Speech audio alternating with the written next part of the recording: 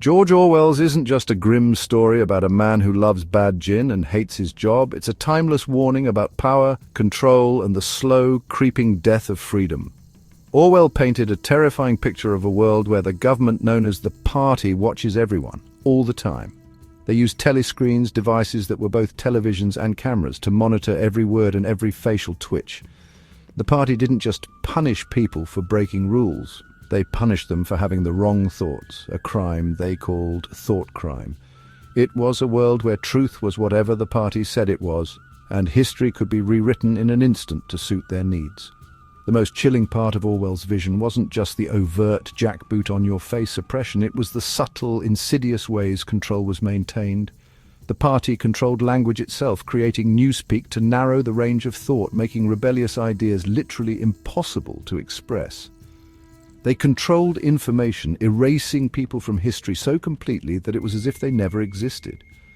This wasn't just about banning books, it was about creating a reality where certain ideas were unthinkable because the tools to think them had been systematically destroyed. It's a powerful lesson about how censorship, when taken to its extreme, doesn't just hide the truth, it annihilates it completely. The story warns us that the most effective forms of control often don't come directly from the government. They come from systems that we accept into our lives, systems that make things more convenient or feel safer, but which can be turned against us.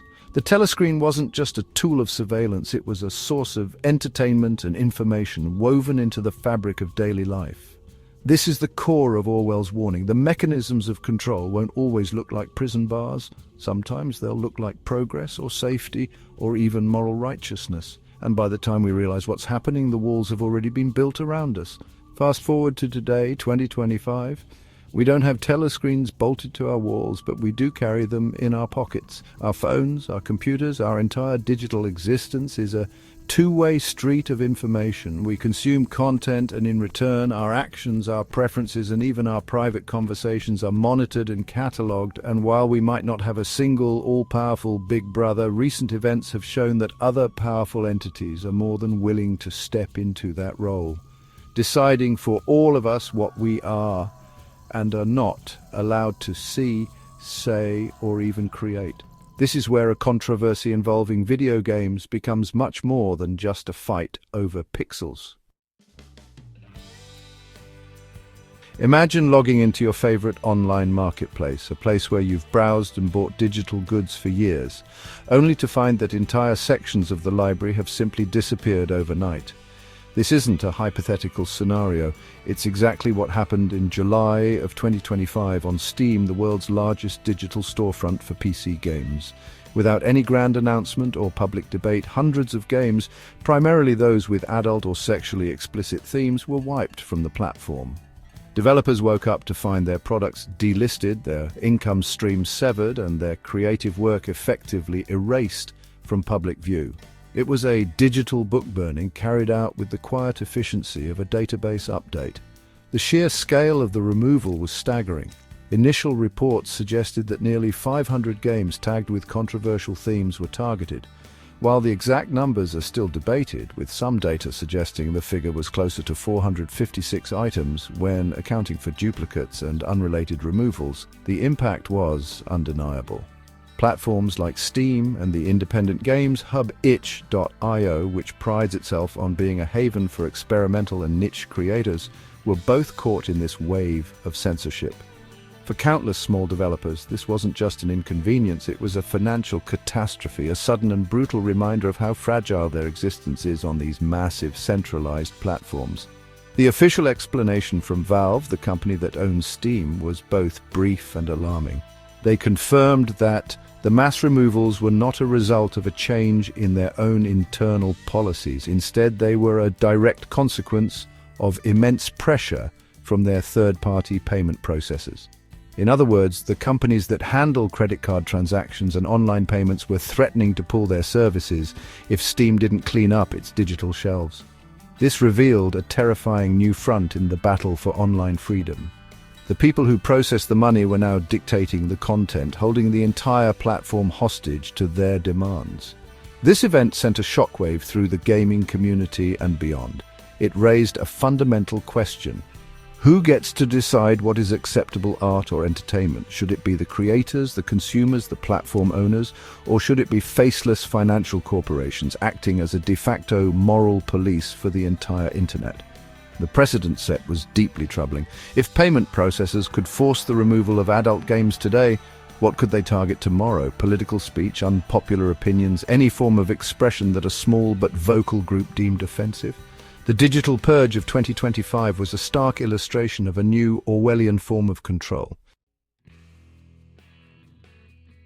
So who was pulling the strings behind the scenes, causing this massive digital disruption? The answer leads us to an Australian anti-pornography feminist group called Collective Shout. This organization, which describes its mission as targeting corporations that sexualize and objectify women, proudly took credit for the game removals. They had launched a highly organized and aggressive campaign, not against Steam directly, but against the financial companies that Steam relies on to do business. Their strategy was a masterclass in applying pressure at the most vulnerable point in the digital economy, proving that you don't need to be a government to wield immense censorship power.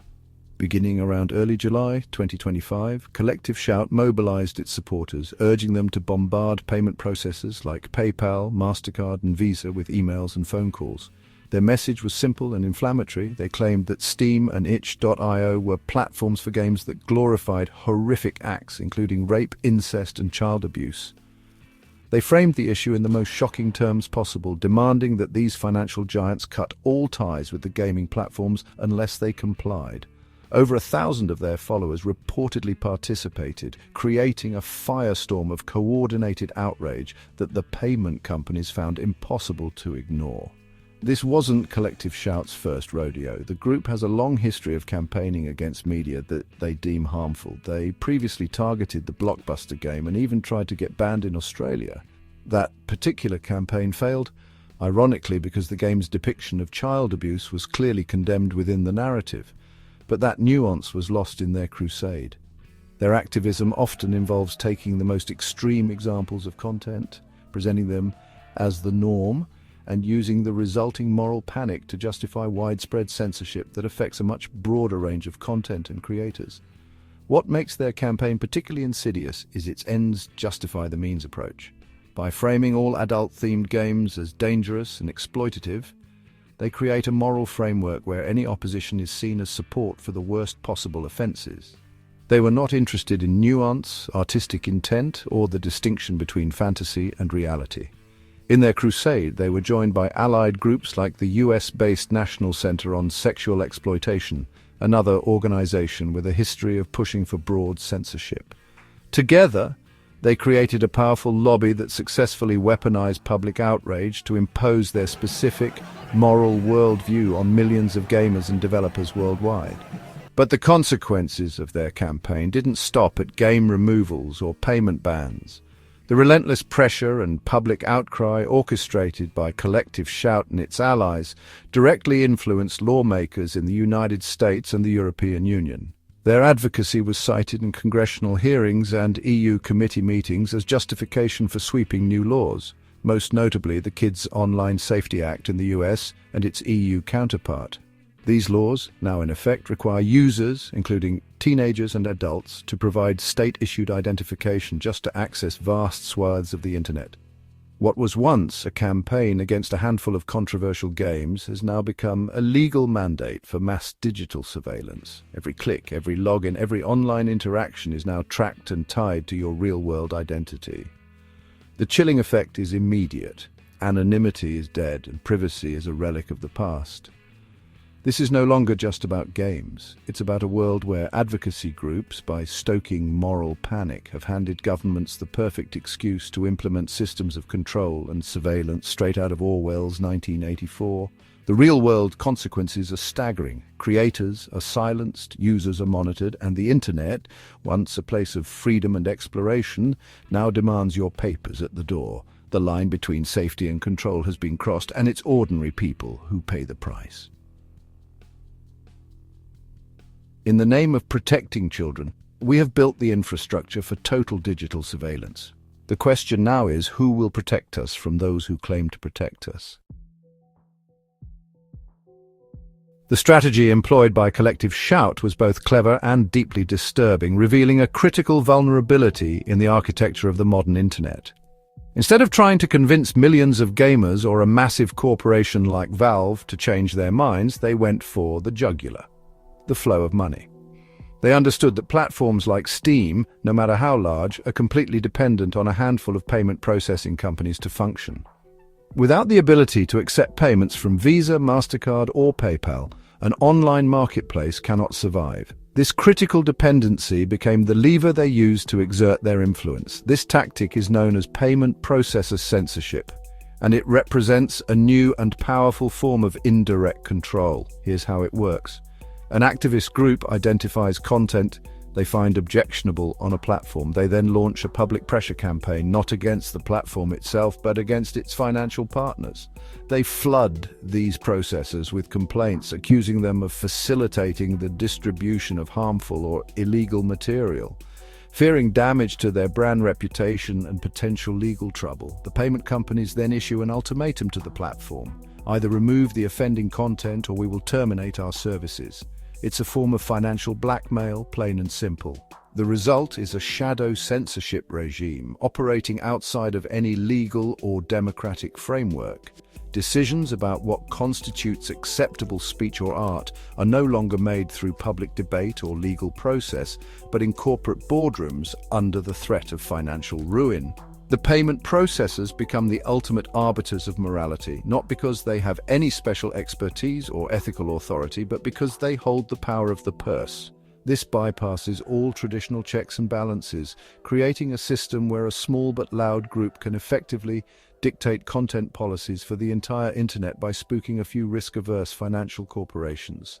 This incident was not the first of its kind, but it was one of the most significant. We've seen this tactic used before against crowdfunding sites like Patreon and other independent creators. However, targeting a behemoth like Steam demonstrated a new level of ambition and success for these pressure groups. It showed that no platform is too big to be vulnerable to this kind of attack. The money chokehold is an incredibly effective tool for censorship because it outsources the dirty work. The platform isn't banning content because it wants to. It's banning it because it has a financial gun to its head. This creates a chilling effect that ripples across the entire digital landscape. In the world of 1984, the party didn't just punish dissent, it pathologized it. Anyone who disagreed with the official ideology wasn't just wrong, they were mentally defective, a thought criminal who needed to be corrected or erased. A disturbingly similar tactic was deployed by Collective Shout and its supporters during and after their campaign. They didn't engage in good faith debate with those who opposed their censorship. Instead, they resorted to broad, dehumanizing insults, effectively labeling an entire community of millions as morally corrupt and deviant. This strategy aimed to shut down conversation by discrediting anyone who dared to voice a different opinion. The rhetoric became, honestly, incredibly toxic. In a now infamous tweet from July 18, 2025, Collective Shout's co-founder, Melinda Tankard-Reist, publicly smeared gamers with a shocking label, calling them, quote, porn-sick, brain-rotted, pedo-gamer fetishists. This wasn't a nuanced critique, it was a blanket condemnation designed to paint all gamers with the same disgusting brush. The message was clear. If you play video games, especially ones with adult themes, you are not just a consumer with different tastes. You are a pervert, a degenerate, and a potential criminal. This is a classic tactic of authoritarians. Vilify your opponents to make their arguments seem illegitimate. This name-calling was not limited to male gamers. Women within the gaming community who spoke out against Collective Shout's campaign, arguing for freedom of choice and artistic expression, were met with particular venom. They were often dismissed and insulted, with critics claiming they weren't real women or accusing them of being men posing as women online. In the eyes of the activist group, a woman could not possibly disagree with their specific feminist viewpoint and still be considered a legitimate voice.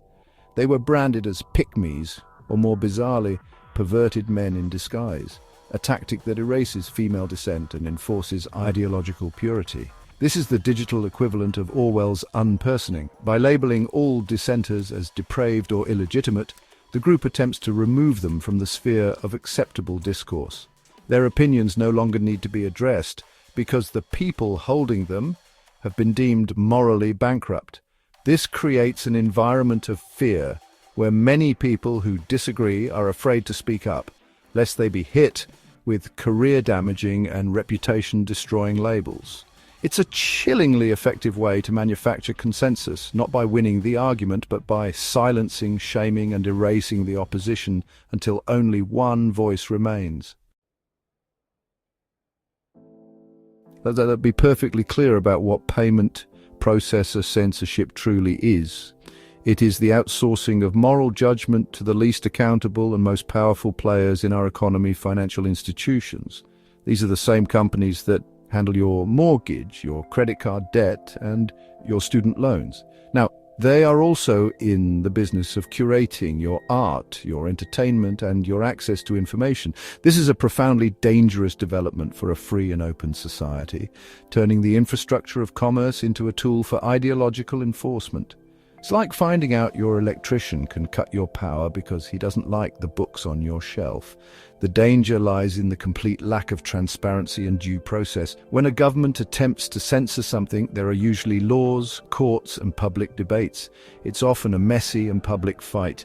But when MasterCard or Visa decides something is unacceptable, the decision is made behind closed doors based on their own internal risk assessment policies. There is no public appeal, no courtroom defense, and no vote. The platform is simply told to comply or face financial extinction.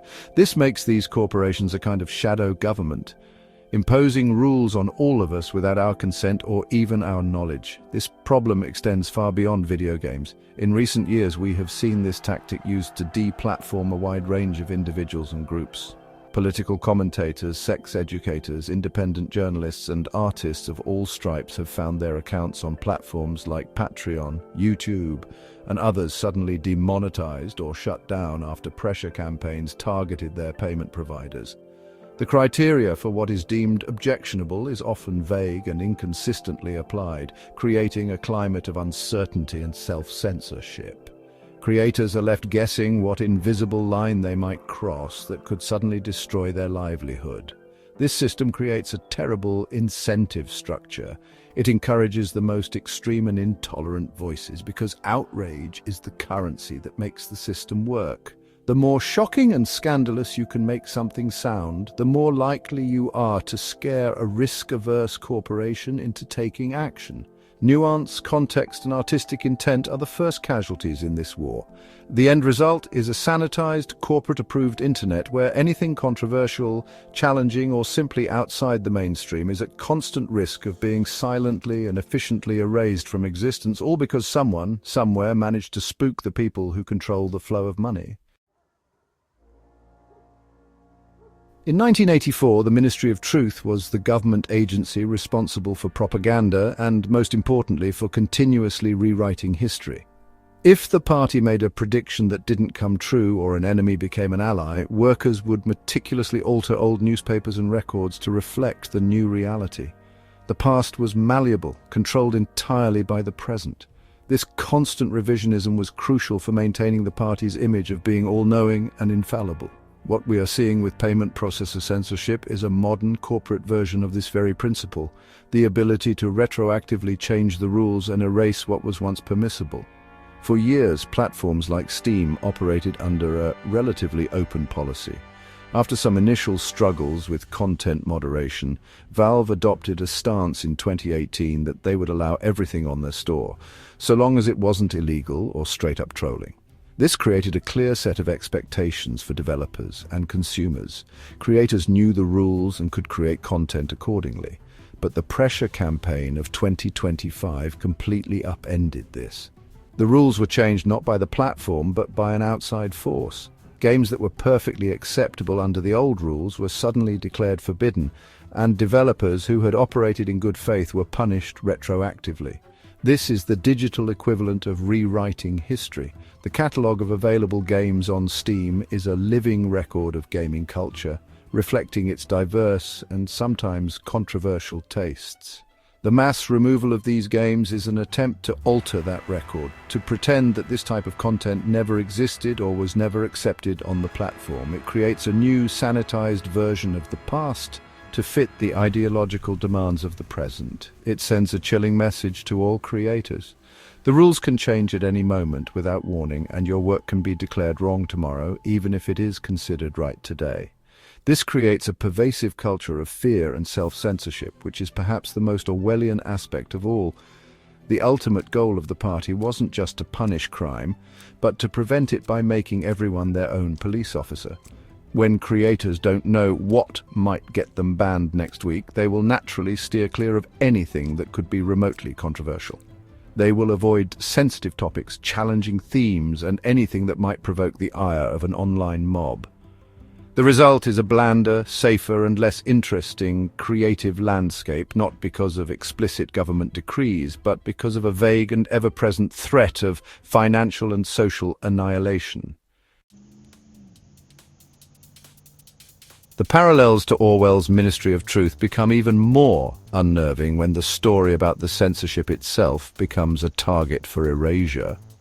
One of the first journalists to connect the dots between Collective Shout's campaign, the payment processors, and the mass game removals was Anna Valens, writing for the media outlet Waypoint, which is owned by Vice. Her investigative work was crucial in bringing this issue to light, explaining the mechanics of payment processor censorship to a wider audience. She did what journalists are supposed to do. She followed the money and exposed the power structures at play. In a shocking and deeply ironic twist, her reporting was suddenly retracted by Vice, her parent company. The articles that detailed the pressure campaign and its consequences vanished from the website. Valens, in a powerful act of journalistic integrity, resigned in protest. She publicly stated that she stood by every word of her reporting and called for more, not less, investigation into how this form of censorship was affecting not just Steam, but a whole ecosystem of platforms, including itch.io and Patreon. The very story explaining the censorship had been, in effect, censored. This incident is a terrifying example of how powerful these pressures can be. It suggests that the influence of these financial companies and the activist groups that lobby them may extend beyond content platforms and into the media outlets that are supposed to hold them accountable. Why was the story pulled? Was it due to legal threats? Advertiser pressure? Fear of being targeted by the same mobs? We may never know the full story, but the outcome is clear. A critical piece of public interest journalism was memory hold, making it harder for the public to understand the forces shaping their digital world. This is precisely how Orwell's system of control worked. It wasn't enough to control the present, you had to control the narrative about the past. By removing the story, the powerful actors involved can muddy the waters, deny responsibility, and hope that the public forgets what happened. It's an attempt to make the truth itself disappear down a digital rabbit hole. When the watchdogs who are supposed to be warning us about censorship are themselves silenced, it's a clear sign that the problem is far more advanced and dangerous than most of us would like to believe. It shows that the fight for information is happening on every level. So why should you care about a bunch of weird adult video games getting kicked off the internet? Because this was never just about the games. It's about a dangerous precedent that threatens the foundation of free expression and open access to information online. This controversy serves as a perfect case study for a new, insidious form of censorship that is corporate, decentralized, and incredibly difficult to fight. What was used against niche game developers today can and will be used against anyone who creates or consumes content that falls outside a very narrow, risk-averse, and ideologically rigid window of acceptability. The core issue is who gets to decide what we see. In a democratic society, we have laws and public institutions to navigate these complex issues, but payment processor censorship bypasses all of that. It allows small, vocal, and often extremist groups to appoint themselves as the moral arbiters for everyone else, using financial corporations as their unwitting enforcers. This creates a world where the loudest and most outraged voices have the most power, and where nuance, context, and individual choice are trampled in the stampede. If we allow this to become the norm, the internet will cease to be a vibrant marketplace of ideas and instead become a sanitized corporate mall. This is the slippery slope in action. Today, the target is adult games with controversial themes. Tomorrow, it could be political speech that a payment processor's board of directors finds divisive. It could be educational content about health and sexuality that an activist group deems inappropriate. It could be art, music, or literature that challenges our preconceptions. Once we accept the principle that your ability to participate in the digital economy can be revoked because someone somewhere is offended by your expression, we have surrendered a fundamental freedom. We have built the infrastructure of our own oppression and handed the keys to unaccountable corporations. Ultimately, this is a fight for the soul of the internet. Orwell's warning in 1984 was that freedom dies not always with a bang, but with the slow, methodical erosion of thought, speech, and history. We are seeing the tools for that erosion being built and tested right now in real time. Defending the right of creators to make controversial art, even art we may find distasteful, is not about defending the art itself. It's about defending the principle that censorship from the shadows is unacceptable. It's about ensuring that our digital future is one of open debate and free expression, not one ruled by the tyranny of the easily offended and the corporations they frighten into submission.